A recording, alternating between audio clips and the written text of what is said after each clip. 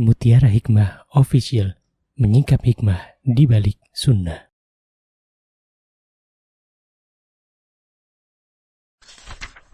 Salurkan donasi terbaik Anda untuk mendukung dakwah Mutiara Hikmah Official.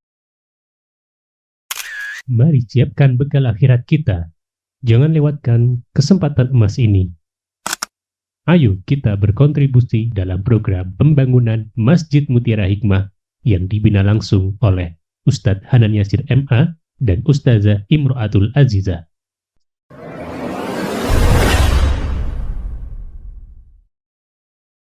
Ibu-ibu jamaah Majelis Ta'lim Raudatus Salihah yang saya cintai karena Allah. Hari ini insyaallah kita akan melanjutkan kajian kitab atau kajian buklet kita 10 Jalan Surga dengan Akhlak yang Mulia. Oke, sekarang yang keberapa ibu-ibu? Silahkan. Yang ke-6 ya. Baik. Ya, menutup aib orang lain. Boleh ada mic Bani? Rasulullah SAW bersabda, "Yasturu adadan fid dunya illa satarahullahu yawmal qiyamah." Tidaklah seseorang menutup aib orang lain di dunia, melainkan Allah akan menutupi aibnya di hari kiamat kelak. Hadis riwayat Muslim. Satu lagi. Rasulullah SAW bersabda, "Ma sataru akhahul muslima fid dunya satarahullahu yawmal qiyamah." Barang siapa menutup aib saudaranya sesama muslim di dunia, Allah menutup aibnya pada hari kiamat. Hadis riwayat Ahmad. Masya Allah, jazakillahu khair, barakallahu fiki wa barakallahu fi ilmiki. Baik ibu-ibu yang saya cintai karena Allah, di antara ibadah yang Allah subhanahu wa ta'ala perintahkan kepada kita. Kita dihidupkan di dunia itu untuk apa ibu-ibu? Untuk ibadah. Dan ibadah itu dibagi menjadi dua. Ya. Sebagian ulama mengatakan ada macam-macamnya. Hanya saya berikan yang globalnya dulu. Ibadah yang ada kaitannya dengan Allah, ada ibadah yang kaitannya dengan Allah, ada ibadah yang kaitannya dengan manusia. Itu ibadah. Ya, hablum minallah wa hablum minan nas. Jadi ibadah itu tidak melulu salat, tidak melulu berpuasa, haji, tapi ibadah juga ada yang kaitannya dengan manusia. Contohnya apa ibu-ibu? Peduli kepada sesama, apalagi? Membantu orang lain, apalagi mengucapkan salam, berbuat baik kepada tetangga, mengasihi anak-anak yatim, itu kan ibadah semuanya. Dan itu kaitannya dengan manusia. Maka ibadah yang kaitannya dengan Allah itu kita dahulukan, ya. Kenapa? Karena haknya Allah adalah kewajiban kita sebagai hambanya. Setelah haknya Allah kita penuhi, maka Rasulullah juga punya hak. Apa haknya Rasulullah? Haknya Rasulullah adalah diikuti.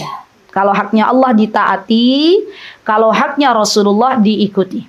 Kita sebagai umat Rasulullah SAW wajib hukumnya untuk belajar agama. Kenapa? Karena dalam mentaati Allah dan mengikuti Rasulullah itu membutuhkan ilmu. Sering saya katakan di zaman sekarang, Bu, zaman di mana banyak sekali ya para wanita mulai mengikuti sejengkal demi sejengkal budaya orang-orang Yahudi. Ya, ingat kemarin ada joget-joget bagi-bagi THR. Coba kalau lihat videonya itu kan hampir sama dengan jogetannya orang Yahudi. Ya, anak-anak kita, bahkan bukan anak-anak remaja saja, orang tua, ibu-ibu banyak yang ikut-ikutan. Ya, padahal kita dilarang untuk menyerupai mereka. Maka dari itu, kenapa saya sering katakan ibu-ibu jangan lepas dari majelis ilmu. Ibu-ibu jangan lepas dari lingkungan orang-orang baik, dari lingkungan orang-orang saleh. Kenapa? Karena biidznillahi ta'ala ilmu ini akan menjaga kehidupan kita atas izin Allah. Orang-orang salih ini akan menasehati kita manakala kita jauh dari Allah Subhanahu wa taala. Tapi kalau komunitas kita, circle kita sudah tidak baik, ya. Kemudian tontonan kita sudah tidak baik, oke?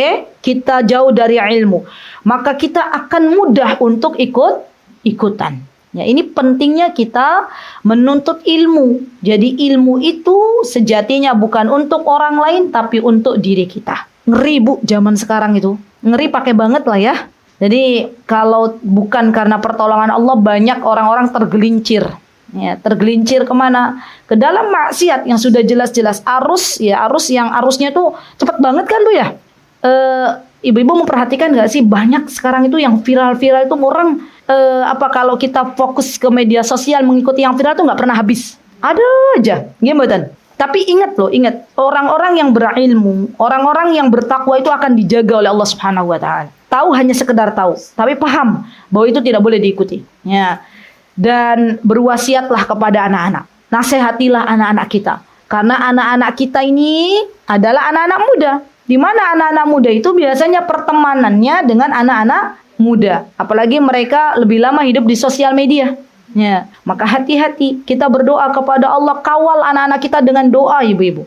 Ini saya sampaikan ini karena banyak anak-anak kaum muslimin yang mulai tergelincir ya ke dalam dosa-dosa besar di zaman sekarang. Ya, agar anak kita dijaga oleh Allah, kita kawal dengan doa, terus kita doakan. Anak kita mau keluar sekolah, ya kita doakan, kita salat duha. Ya Allah, jagalah anak-anakku ya Allah, jagalah anak-anak kaum muslimin. Berikanlah mereka teman-teman terbaik, berikanlah mereka guru-guru terbaik. Ya, ngeri Bu ini, karena zaman sekarang tuh ada juga guru yang bertindak sesuatu yang tidak diharapkan. Ya, maka kita berdoa kepada Allah. Dan yakinlah bahwa kalau kita sudah minta kepada Allah agar menjaga anak-anak kita, Allah akan jaga. Kenapa? Terjadi sesuatu yang tidak baik kepada anak-anak kita, banyak faktor. Di antaranya kelalaian orang tua dalam mendoakan anaknya. Ustazah, boleh nggak kita mendoakan Rabbi habli minas salihin? Boleh. Ya, tapi doa yang detail itu juga diperbolehkan. Ya, jadi kalau mau sekolah anak-anak kita lepas, kita doakan. Ya, baik, lanjut. Dan ilmu ini, ibu-ibu, akan menjadikan seorang hamba diangkat derajatnya. Ini penting nih. Diangkat derajatnya dan menjadikan sesuatu yang biasa bernilai ibadah di hadapan Allah. Allah akan angkat derajat orang-orang yang berilmu. Allah akan mudahkan orang berilmu ini untuk mendapatkan pahala dari sesuatu yang biasa-biasa saja, dari sesuatu yang dianggap sesuatu yang mubah itu menjadi pahala kalau punya ilmu. Contoh ya Bu, contoh. Kita makan dan minum. Ya. Makan dan minum itu adalah sesuatu yang biasa. Ya, menurut kita itu bukan ibadah. Akan bernilai ibadah, minuman yang kita masukkan ke dalam rongga mulut kita, ke dalam tubuh kita, akan bernilai ibadah manakala kita katakan, ya Allah, saya minum air ini dari Engkau, dan saya minum air ini untuk menguatkan badan saya agar bisa mentaatimu. Nilainya plus. Masya Allah. Itu hal sepele ya ibu-ibu ya. Berapa kali kita minum sehari? Setiap jam kita minum. Tapi kita lupa untuk meniatkan bahwa minuman yang masuk, makanan yang masuk, untuk menguatkan badan kita agar lebih kuat dalam mentaati Allah. PR. Kayaknya harus jadi PR ya Bu ya. Nanti kalau udah biasa enak kok. Kita karena belum terbiasa aja. Ya. Jadi kita kadang kalap ya Bu ya. Laper, habis dari kajian, haus, langsung minum gluk-gluk ya, lupa. Ya, tangan kiri ngadeg wis, komplit. Minumnya pakai tangan kiri, berdiri pula ya Bu ya. Masya Allah. Ya, coba deh ibu-ibu, mulai sekarang tuh gitu. Ya, makan, ada makanan ya Allah, ini makanan saya makan untuk menguatkan badan saya biar bisa salat duhur. Masya Allah. Nilainya plus pakai plus loh di hadapan Allah. Dan itu yang membedakan antara orang yang berilmu dengan orang yang tidak berilmu. Dan itu ibadah. Ya. Jadi ibadah tuh macamnya banyak. Ya. Ibadah itu bukan hanya sebatas kita bersedekah. Tidak. Tapi tadi dari hal-hal sepele tadi.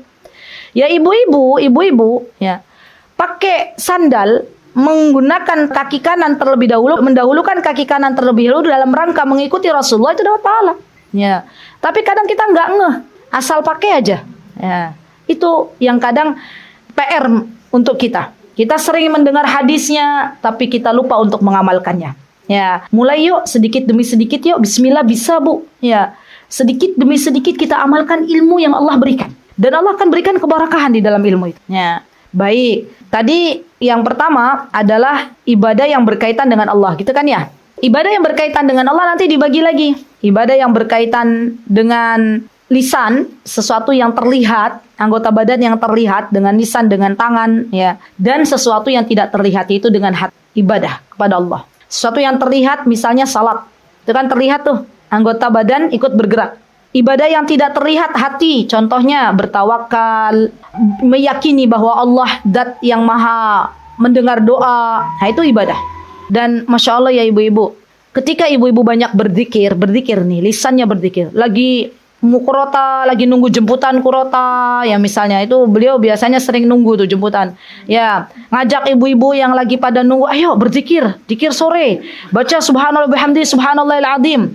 Masya Allah hatinya tenang bu. Jadi obat biar hati tenang itu banyak berzikir.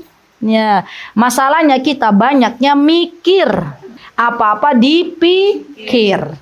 Padahal dengan zikir Allah kasih solusi untuk semua problem kita. Masya Allah, Masya Allah. Ya, dengan istighfar, dengan membaca subhanallah bihamdihi subhanallahil azim terus. Dan ini perlu pembiasaan. Kalau nggak biasa, ya berat. Ya, tapi insya Allah kalau sudah menjadi kebiasaan, maka akan Allah mudahkan. Begitu ya. Oke.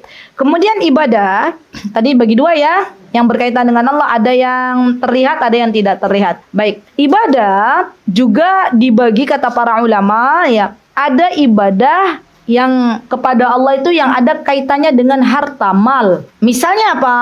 Sedekah, berjuang di jalan Allah, ikut membangun pondok pesantren, ikut membangun rumah tahfiz, ikut membangun masjid, ikut membangun panti asuhan. Nah, itu semuanya kan sedang berdagang dengan Allah. Ya. Berhaji. Haji itu adalah ibadah yang pakai duit, pakai harta. Ya, umrah. Ya. Ada jamaah teras Quran Raudhatus Salihah yang mau berhaji tahun ini? Punten? Belum. Saya doakan semoga Allah Subhanahu wa taala memanggil kita semuanya. Yang belum semoga segera dipanggil oleh Allah. Yang sudah juga tidak apa-apa berangkat lagi. Silahkan ya. Karena haji itu diperjuangkan ibu-ibu. Para ulama sekelas Ibnul Mubarak, ya sekelas para ulama tabi'in, mereka tuh memperjuangkan haji. Ada yang hajinya tiap tahun, ada ustazah, ada. Ya. Kenapa? Karena fadilah, keutamaan haji itu luar biasa. Bayangkan, kita hidup 40 tahun dalam gelimang dosa. Tiba-tiba ya kita berangkat haji, Allah berikan kepada kita haji mabrur. Dan semua kesalahan di-delete oleh Allah, kita seperti bayi yang baru dilahirkan dari perut ibu. Ya, dan tidak ada balasan dari haji yang mabrur kecuali surganya Allah Subhanahu wa taala. Maka haji itu perlu diperjuangkan. Ya. Baik, contoh ibadah yang dengan harta, misalnya apa ibu-ibu? Berkurban. Bentar lagi ya. Masya Allah. Semoga Allah mudahkan ibu-ibu untuk berkurban. Ya. Kalau suami kita saja yang berkurban cukup. Ya, kita dapat pahalanya. Ya. Jadi dalam Islam itu luar biasa loh. Orang Indonesia itu kayaknya kurang afdol kalau nggak berkurban. Padahal sebenarnya kalau suami kita berkurban, meniatkan untuk seluruh keluarganya, kita dapat pahala. Tapi kan kita pengen dapat pahala, itu dapat pahala. Ya. Lah uang yang kita tabung ya boleh ditambahkan, kalau memang kurang boleh kita alihkan untuk orang lain. Ya, kita alihkan untuk pos-pos yang lain. Ya. Dan itu sudah bagian dari mencakup seluruh keluarga. Kalau kepala keluarga kita berkurban. Dan kurban juga perlu diperjuangkan. Baik. Kemudian ibadah yang ada kaitannya dengan manusia. Itu juga dibagi sama. Ya. Sesuatu yang terlihat dan sesuatu yang tidak terlihat. Sesuatu yang terlihat itu misalnya apa? Misalnya lisan berkata jujur. Berkata jujur, amanah. Ketika bermuamalah, berjual beli dia amanah. Maaf ya Bu, dagangan saya ada cacatnya. Nah, ini kan bermuamalah. Ya, hati-hati Bu. Kalau berjualan, jika memang ada cacatnya, katakan ini ada cacatnya. Ya. Kenapa? Karena Rasulullah SAW beliau adalah Al-Amin. Al-Amin itu apa? Seorang yang dapat dipercaya. Ya, maka dari itu kalau kita sudah dipercaya oleh orang lain, jangan rusak kepercayaan itu. Susah orang membangun kepercayaan. Ada yang kaitannya dengan badan dulu, dengan badan tadi, yaitu menutup aib orang lain. Kan ini dengan lisan tuh. Ya, menutup aib orang lain. Bu, berita itu akan menjadi viral, menjadi tenar, itu kemungkinannya dua. Yang pertama, orang yang berbuat maksiatnya dia sengaja memviralkan. Nggih mboten. Misalnya contohnya apa, Bu? Contohnya anak-anak muda zaman sekarang waliyadzubillah berzina. Ya, berzina divideokan. Ya. Dan akhirnya apa? Buat berbangga-banggaan dengan temannya, nih loh, saya udah dapet nih si A nih. Kan ya anak-anak muda rebutan perempuan gitu kan. Ini udah dapet nih, kemarin sudah berzina, naudzubillah. Ya berarti kan dia memviralkan. Yang kedua, atau orang lain yang membuka aibnya. Ya. Maka ketika ada seseorang, ini penting nih Bu, berbuat maksiat, nih, apabila ada di antara hamba Allah yang berbuat maksiat, maka kata Rasulullah SAW, jangan buka aib, jangan. Kita itu wajib untuk menutupi aib diri kita masing-masing. Kenapa? Karena Allah itu zat yang maha menutupi aib hamba-hambanya. Allah adalah zat yang menutupi aib hamba-hamba, jangan kita buka. Ya, kalau Allah sudah menutupi, maka jangan kita buka. Ada seorang hamba yang dia melakukan maksiat, dan ini biasanya terjadi ketika sendirian. Ya. Kemudian esok harinya Allah menutupi aibnya, maka jangan dibuka. Rasulullah SAW pernah bersabda, kata beliau, kullu ummatin mu'afat, kata Rasulullah. Setiap umatku, kata Rasulullah, itu pada dasarnya adalah Allah berikan keselamatan. Illal mujahirin. Kecuali orang yang memang dia memviralkan dirinya ya dengan maksiat yang dilakukannya. Contoh real zaman sekarang apa Bu misalnya Bu? Orang yang bermaksiat memviralkan dirinya setelah bermaksiat. Misalnya apa? Gak kebayang ya sama ibu-ibu ya, apa Bu misalnya? Hamba Allah itu sebanyak apapun dosa, sampai disebutkan sebanyak buih di lautan ya. Kalau bertaubat kepada Allah ya, maka Allah akan hapuskan dosa-dosanya. Bahkan orang yang baru masuk Islam, semua maksiat yang dilakukannya sebelum masuk Islam di-delete sama Allah Subhanahu wa taala. Makanya kita kenapa ibu-ibu, kita pagi hari itu diperintahkan untuk baca subhanallah wa bihamdihi, subhanallah wa bihamdihi, subhanallah wa bihamdihi berapa kali? 100. Tantangan enggak nih buat kita nih? Ibu-ibu istiqomah 100 atau 10 aja miliknya? Subhanallah wa bihamdihi, subhanallah wa bihamdihi, subhanallah ma'ler. Padahal keutamaannya apa kalau kita baca 100? Dihapuskan dosanya. Ya Allah, pernah coba nggak subhanallah bihamdihi 100 tuh nggak nyampe setengah jam? Iya, tapi nggak tahulah wallahu ta'ala alam ya Mbak Mai. Kita kadang 10 udah berat rasanya. Ya, 100-nya masih jauh. Berdoa sama Allah. Berdoa sama Allah. Ya Allah, semoga Engkau ringankan lisan-lisan hamba untuk banyak-banyak berzikir kepadamu. Gitu ya. Jadi intinya ibu-ibu, kalau kita bermaksiat, ya, dan Allah berikan hidayah kepada kita, maka kita tidak perlu koar-koar, kita tidak perlu ya memberitahukan orang lain bahwa saya telah bermaksiat. Allah sudah menutupi aib kita. Begitu pula ketika kita mengetahui aib orang lain, mungkin bisa jadi ada bestie kita yang dulu sebelum kenal sunnah dia pernah pakai apa? Rok mini. Ya, rok mini, tahu rok mini? Zaman dulu itu ya Bu ini ya. Ya. Enggak zaman dulu loh, rok mini zaman sekarang tuh kan enggak. Tapi zaman sekarang balik lagi pakai kulot. Pakai kulot tapi nyon sewu pusernya kelihatan. Itu kayaknya zaman dulu ada juga tuh pakai kulot. Ada ya. Wallahu ta'ala alam, mungkin rok mini akan muncul di kemudian hari. Loh, memang begitu kan dunia itu muter-muter balik lagi ke jadul, Bu. Kan kita nggak pernah tahu. Ya mungkin ada bestie kita yang dulu pernah pakai rok mini, pernah pakai tank top. Tank top ya. Terus dia tahu kemudian berhijrah ya, maka kita sebagai bestinya tidak boleh membuka aibnya kalau kita pengen ditutupi aibnya oleh Allah Subhanahu wa taala. Jadi cara agar kita ditutupi aib oleh Allah itu menutup rapat-rapat aib teman kita. Dan manfaatnya untuk siapa? Untuk kita. Ya, untuk kita. Begitu ya ibu-ibu, ini berat apa berat nggih? Beratnya tuh kalau pas lagi bermasalah sama fulananya itu. Kita pernah punya masalah sama fulana. Fulana pernah berbuat kejelekan. Yang awalnya kita tutupi akhirnya up juga. Akhirnya dibuka juga. Na'udzubillah summa na'udzubillah. Maka ingat, kalau kita tutupi aib saudara kita, maka kita mendapatkan balasan dari Allah. Allah akan menutupinya di hari kiamat nanti. Bu, di hari kiamat itu semua yang kita lakukan di dunia ini akan dibuka oleh Allah Subhanahu wa taala. Hanya hamba-hamba Allah yang Allah berikan rahmat kepadanya, Allah tutupi aibnya. Maka kita berdoa kepada Allah, semoga kita termasuk bagian dari hamba-hamba Allah yang Allah tutupi aibnya. Kira-kira ya Bu, kalau kita tuh ingat nikmat Allah yang begitu banyak kepada kita, terus kita bermaksiat sama Allah, malu apa enggak? Yakin. Malunya sebentar atau lama? Yang kemarin saya ceritakan itu, Ustazah Ummu Afgan, yang ada di mana saya cerita? Yang ada teman kami yang sekarang sudah tinggal di Madinah, pas itikaf kemarin kena stroke. Ya, suaminya kena stroke. Di mana ya saya cerita? Baru kok saya cerita itu, belum lama. Mutiin ya. Ya. Itu kena stroke, ibu-ibu kena stroke, suaminya kena stroke, dan istrinya bilang ke saya, dokter, orang Indonesia, beliau bilang ke saya, Ustazah Aziza, ternyata ya, ketika kita melangkahkan kaki, itu kita nggak merasa bahwa itu adalah nikmat dari Allah.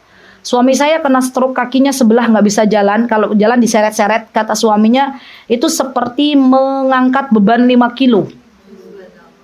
Subhanallah. Dan 5 kilo tuh Bu, kalau kita pengen tahu berat 5 kilo itu gas melon kosong tuh 5 kilo. Berat enggak? Itu baru melangkahkan 1 kaki loh. Nah, sekarang berapa langkah kaki yang Allah mudahkan untuk kita bisa melangkahkan? Banyak. Ya. Maka ingat kalau mau bermaksiat, ingat nikmat Allah yang Allah berikan. Ya.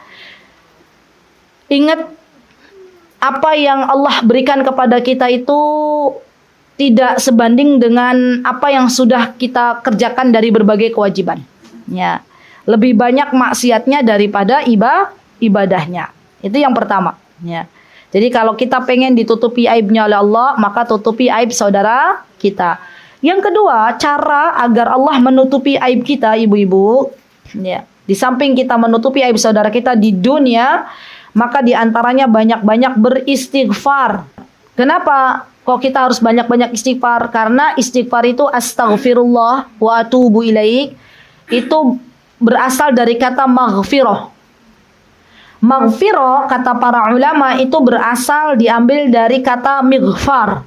Apa sih mighfar itu, ibu-ibu? Yuk kita belajar. Mighfar itu, ya biar nanti kalau menjelaskan lebih mudah. Mighfar dari kata, tadi kan maghfirah. Maghfirah dari kata mighfar. Mighfar itu kata orang Arab adalah tutup kepala yang biasa dipakai oleh prajurit perang. Tutup kepala. Pernah lihat? Tutup kepala. Kayak helm gitu loh bentuknya. Tapi ya nggak kayak helm di Indonesia. Maksudnya dia dari besi. Kalau kita helm kan dari apa sih? Plastik ya. Itu besi itu.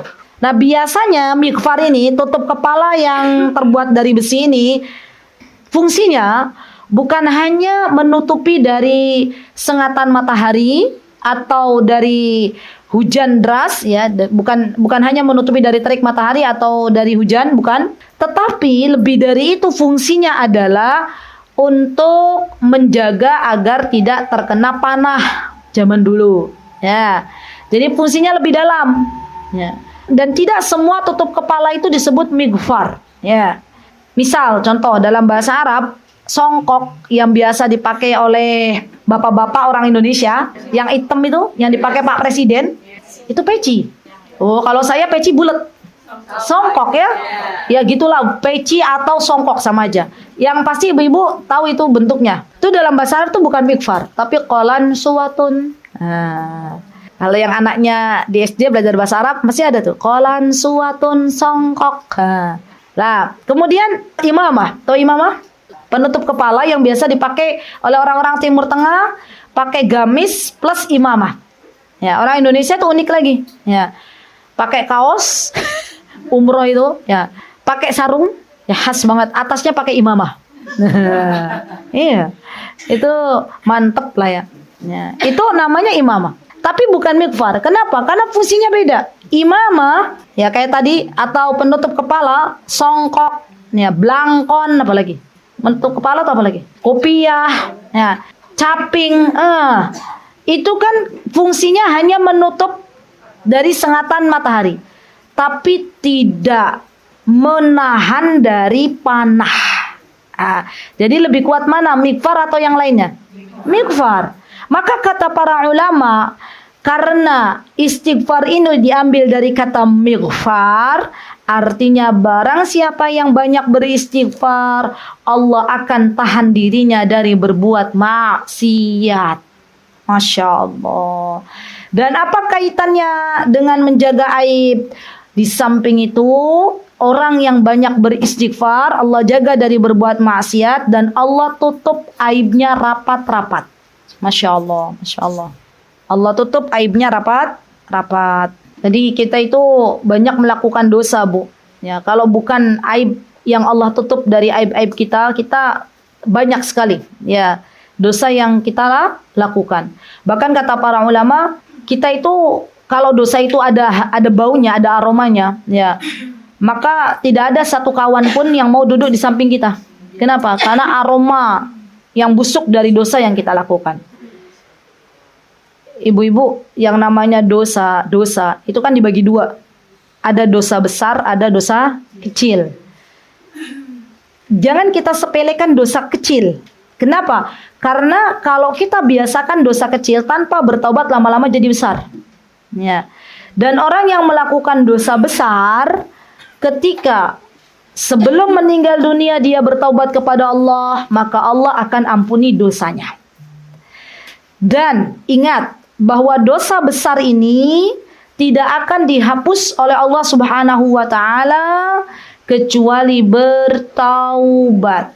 Dosa kecil bisa nggak? Bisa dihapus oleh Allah. Ya, caranya bagaimana? Ibu-ibu misalnya puasa Arafah. Ya, bentar lagi puasa Arafah. Ibu-ibu puasa 9 Dzulhijjah, maka dosa-dosa kecilnya dihapus oleh Allah Subhanahu wa taala. Laki-laki yang dia salat Jumat, ya, kemudian salat Jumat lagi, maka dosanya dihapus oleh Allah. Kita umrah, ya, bainal umratu ilal umrah, kemudian umrah lagi, maka dihapus dosanya oleh Allah. Dan penghapusan dosa itu hanya berlaku untuk dosa-dosa kecil, ya, bukan untuk dosa besar. Jadi dosa besar itu tidak ada ya jalannya, kata para ulama, kalau pengen didelete sama Allah kecuali kita bertobat kepada Allah. Caranya bagaimana ya tadi? Memperbanyak istighfar. Masya Allah ya, istighfar ini kalimat yang ajib, ya, ajib, banyak membawa manfaat. Bahkan Allah Subhanahu wa taala sendiri memerintahkan di dalam surah Nuh, ya. Apa kata Allah? Faqultu astaghfiru rabbakum innahu kana ghaffara yursilis samaa'a 'alaikum midrara wa yumdidukum bi amwali wa banin wa yaj'al lakum jannati wa yaj'al lakum anhara. Masyaallah. Kita tahu bahwa kata Allah, barang siapa yang memperbanyak istighfar maka Allah akan berikan rizki sebagaimana Allah mencurahkan hujan ke atas muka bumi ini. Dan Allah Azza wa Jalla akan berikan anak-anak.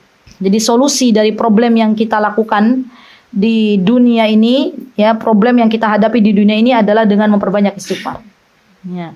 Masalahnya, Bu, istighfarnya kita dengan istighfarnya Rasulullah tuh banyakan mana? Hah? Rasulullah. Ya, kita jujur. Ibu-ibu tahu, saya kalau sempat ketemu beberapa orang Saudi, terutama orang-orang Madinah, ya, karena kami banyak kenalannya di Madinah dibandingkan di Mekah. Kalau di Mekah tuh waktunya tuh cepat banget gitu loh. Ya, masuk masjid, ya toh. Apalagi Ramadan, masuk Masjidil Haramnya 4 jam sebelum maghrib. Ya, kemarin biasanya jam 2:30 tuh masih bisa masuk, sudah nggak bisa. Jam 2. Ya, atau bahkan ada jamaah yang sebelum duhur dibela-belain buat masuk Masjidil Haram. Sudah, ya, nggak ada pikiran ziarah ke sini, ziarah ke sini, ziarah ke sini. Tapi kalau di Madinah ada pintu yang bisa masuk kapanpun, 24 jam. Ya, dibuka kalau belum penuh pintu 25. Ya, itu pintu yang dibuka 24 jam. Jadi ibu-ibu kalau di Madinah, sini mentok udah tutup, sini mentok udah tutup, pintu 16 sudah tutup, pintu 13 sudah tutup, pintu 31 udah tutup, lari ke pintu 25 masih kebuka. Ya, tulis saja dulu pintu 25 Masjid Nabawi. Nanti, betul, tulis, nanti Allah ingatkan, ibu-ibu. Dulu, ya. Sekarang masuknya Raudhah di dekat Baqi. Ya, karena pakai nusuk ya, Bu, pakai tasreh. Insyaallah. Pintu 25 ini ngangenin, Bu. Ya, sepi, nggak kredit. Ya, Masya Allah. Ya, Masya Allah. Semoga Allah Azza wa Jalla memudahkan kita semuanya untuk bisa kembali ke kota Nabi. Amin. Jadi, orang-orang Arab itu, orang-orang Timur Tengah itu, kenapa mereka kok kerjanya slow living?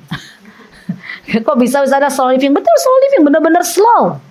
Ya, di Indonesia, habis subuh orang banyak yang sudah Kerja, sudah sibuk dengan dunia. Tapi dunia yang dikejar ya segitu-gitu aja. Di sana Bu, orang kerja mulai jam 9. Pulang jam berapa sebelum asar? Tapi hartanya Allah tambah terus. Kenapa? Karena kata salah satu guru kami yang di Madinah, karena orang-orang sini itu memperbanyak berzikir, terutama istighfar itu. Jadi ajib, istighfar itu kalimat yang unik gitu loh. Allah akan berikan, kalau ibu-ibu pengen ya diangkat derajatnya oleh Allah, pengen dimuliakan keluarganya, pengen diberikan rezeki dari arah yang tak terduga, maka beristighfarlah. Tapi ingat, bukan niat kita beristighfar untuk mendapatkan dunia. Ingat, karena kalau kita niatnya beristighfar untuk mendapatkan dunia, Allah kasih dunianya, tapi kita nggak dapat apa-apa di akhirat. Padahal kata Rasulullah SAW, beliau pernah bersabda, tuba. Ya, kata Rasulullah, beruntunglah orang yang nanti di akhirat menemukan timbangan kebaikannya dipenuhi dengan istighfar. Masya Allah ya Bu, ini keren banget gitu loh. Jadi beruntunglah kata Rasulullah, orang yang memperbanyak istighfar di dunia dan melihat timbangan kebaikannya berat dengan istighfar. Bahkan ibu-ibu, seorang ibu bapak, orang tua yang sedang terkena adab kubur, dikubur, malaikat, insya Allah hadisnya sahih, malaikat menghentikan adabnya karena istighfar dari anaknya. Ya Allah. Jadi maksudnya istighfar itu manfaatnya bukan untuk kita saja. Ketika kita memintakan ampunan kepada Allah untuk orang tua kita, sampai malaikat sudah menahan gitu loh. Ya, menahan untuk tidak mengadab. Ya. Maka kita kalau orang tua kita sudah meninggal dunia, banyak-banyak didoakan, Rabbighfirli wali walidayya warhamhuma kama rabbayani shaghira. Tetap kita doakan. Ya, karena doa-doa kita itu sangat-sangat bermanfaat untuk orang tua kita. Ya. Jadi istighfar tuh keren pakai banget. Akhirat dapat, dunia dapat. Ya. Dan uniknya lagi Bu, uniknya ini saya kasih tips dari Syekho, kayaknya nggak ada di buku kurikulum sekolah, nggak ada. Ya. Jadi begini kata beliau. Untuk istighfar ini ada waktu khusus. Kita boleh beristighfar kapanpun boleh. Lagi menunggu guru belum datang istighfar. Tapi ada yang lebih afdal. Kapan itu? Di waktu sahur. Waktu sahur itu adalah waktu yang kita itu diperintahkan untuk memperbanyak istighfar. Hadisnya sahih. Kan ada jeda tuh waktu sahur tuh. Ustazah, kalau kita nggak puasa nggak apa-apa. Waktu sahur tuh setengah jam sebelum adzan. Adzan sekarang jam berapa ibu-ibu? Adzan subuh 4.24. Ya, setengah 5 kurang. Berarti ibu-ibu bangun jam 3, sudah sholat malam, sudah macam-macam sambil menunggu adzan subuh. Berarti kan waktu sahur. Perbanyak istighfar. Ya, itu waktu paling afdal untuk istighfar. Masya Allah ya. Dan ketahuilah kalau kita buka hari kita dengan beristighfar, maka Allah akan berikan kebarokahan di sisa waktu kita. Tapi kalau kita buka hari kita dengan dunia kita melek mata langsung pegang HP. Ya, ada orderan enggak? Saya sering bilang begitu. Ya, karena subhanallah, terkadang kita itu lebih memilih untuk membuka HP daripada langsung mengambil air wudhu. Ya. Kalau yang kita tuju dunia, ketika kita bangun dari tidur, maka percayalah Allah akan ceraikan dunianya. Betul. Dunia yang dikejar-kejar nggak dapat. Ya. Tapi kalau kita fokus mengejar akhirat, mengejar ridhonya Allah, Allah akan datangkan dunianya dan kita tidak tertarik dengan dunia itu. Ibu-ibu percaya nggak ada orang yang nggak tertarik dengan dunia? Kayaknya kalau di kita belum percaya deh. Kita semua suka dunia nggak sih? Nah, jujur, ya kan? Kan jujur. Ada di sini yang nggak suka dunia? Ada yang saya mau kasih uang nggak mau? Nolak. Ummu Qurata kayaknya nggak suka dunia. Ya Ummu Qurata, nggak boleh suudzon. Ummu Qurata ada yang mau ngasih uang, mau nggak? Hah? Buat umroh. Tapi kan mau kan dunia. Ya kita semua mau dunia lah. Untuk ibadah maksudnya. Ajib ibu-ibu. Sekarang pertanyaan lagi yang kedua. Siapa yang pengen diberikan kewarganegaraan Saudi Arabia, boleh angkat tangan? Semua mau. Masya Allah. Saya berjumpa Ustazah Ummu Afgan, berjumpa dengan salah satu orang, bukan warga negara Saudi, orang Syria, yang beliau itu seorang profesor dokter dokter orang-orang yang ada di Madinah. Profesor, ya. Beliau dokter tapi profesor. Beliau banyak mengajarkan dokter-dokter yang ada di Madinah. Jasanya banyak, Masya Allah, Allahumma barik, Allah yahfadhu, semoga Allah menjaga beliau.